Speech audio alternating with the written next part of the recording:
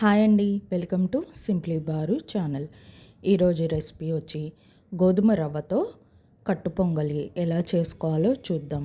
ఈ రెసిపీ వచ్చి చాలా హెల్దీ అండ్ టేస్టీ కూడా. ఎక్కడ స్కిప్ చేయకుండా వీడియో మొత్తం వాచ్ చేయండి. ముందుగా నేను ఇక్కడ కుక్కర్ తీసుకుంటున్నానండి. అందులోకి 1 కప్పు వచ్చి గోధుమ రవ్వ, 1 అరకప్పు వచ్చి పెసరపప్పు వేసుకుంటున్నాను. వేసుకొని బాగా ఫ్రై చేయాలన్నమాట. గోధుమ రవ్వ, పెసరపప్పు మంచిగా స్మెల్ వచ్చేంత వరకు ఫ్రై చేసుకోవాలండి. మరీ మార్చుకోకండి, మంచి స్మెల్ అయితే వస్తుంది. అండ్ మీడియం ఫ్లేమ్లో పెట్టుకొని ఫ్రై చేసుకోండి. గోధుమ రవ్వ బాగా ఫ్రై అయిన తర్వాత ఈ 1.5 కప్పు గోధుమ రవ్వ పెసరపప్పులోకి నేను 6 కప్స్ వరకు వాటర్ తీసుకుంటున్నాను. నేను ఏ కప్పుతో అయితే గోధుమ రవ్వ తీసుకున్నానో అదే కప్పుతో వాటర్ కూడా వేసుకొని బాగా కలుపుకొని ఇంకా కుక్కర్ మూత పెట్టేసుకొని 6 విజిల్స్ వచ్చేంత వరకు ఉడికించుకుంటున్నానండి. చూసారు కదా, మనకి గోధుమ రవ్వ కాస్త గట్టిగా ఉంటుంది, సో ఎక్కువగా ఉడికించుకోవాలన్నమాట. ఇప్పుడు మూత ఓపెన్ చేసుకొని చూసారు కదా ఎంత సాఫ్ట్గా అయిపోయిందో మనకి రవ్వ పప్పు అనేది. ఇందులోకి ఇంకొక 2-3 కప్స్ వరకు వాటర్ యాడ్ చేసుకోవాలన్నమాట. మీరు కొంచెం గుజ్జుగా కొంచెం లిక్విడ్ లాగా రావాలనుకుంటే మీకు ఇంకొక కప్పు కూడా యాడ్ చేసుకోండి వాటర్ అనేది. 1 అర స్పూన్ వరకు కల్లుప్పు వేసుకొని బాగా పప్పు గుత్తితో మంచిగా సాఫ్ట్గా అయ్యేంత వరకు వెనుపుకోవాలండి ఈ గోధుమ రవ్వ పెసరపప్పుల్ని. మనకు అప్పుడే మంచిగా గుజ్జుగా సాఫ్ట్గా ఉంటుంది అండ్ టేస్ట్ కూడా చాలా బాగుంటుందండి. ఇప్పుడు మనం ఈ పొంగల్కి పోపు అనేది రెడీ చేసుకుందాం. దానికోసం స్టవ్ పైకి ఒక ప్యాన్ తీసుకొని అందులోకి 2 స్పూన్స్ వరకు నెయ్యి వేసుకున్నాను.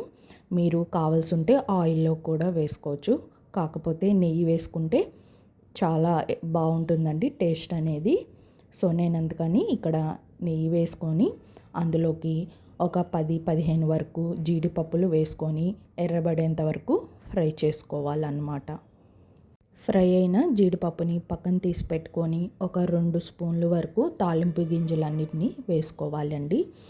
మనము ఈ పొంగల్లోకి పప్పులు ఎక్కువగా అంటే పచ్చిశనగపప్పు, సాయి మినపప్పు ఇవన్నీ ఎక్కువగా ఉంటే చాలా టేస్ట్గా ఉంటాయండి. అండ్ అందులోకే 1 స్పూన్ వరకు చిన్న ముక్కలుగా కట్ చేసి పెట్టుకున్న అల్లాన్ని కూడా వేసుకొని బాగా ఫ్రై చేసుకోవాలండి. ఈ అల్లం ఫ్లేవర్ అనేది చాలా బాగుంటుందండి పొంగల్లోకి.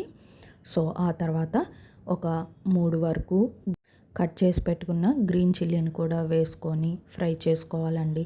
ఆ తర్వాత 1 అర స్పూన్ వరకు మిరియాలు వేసుకోవాలి. మిరియాలు అనేవి ఖచ్చితంగా వేసుకోవాలండి, అవే ఈ కట్టు పొంగల్కి మంచి టేస్ట్ని ఇస్తాయన్నమాట. ఆ తర్వాత కొంచెం కరివేపాకు కూడా వేసుకొని బాగా ఫ్రై చేసుకోవాలండి. ఇవన్నీ గీలో బాగా వేగించటం వల్ల మనకి మంచి ఫ్లేవర్ని అనేవి ఇస్తున్నాయండి.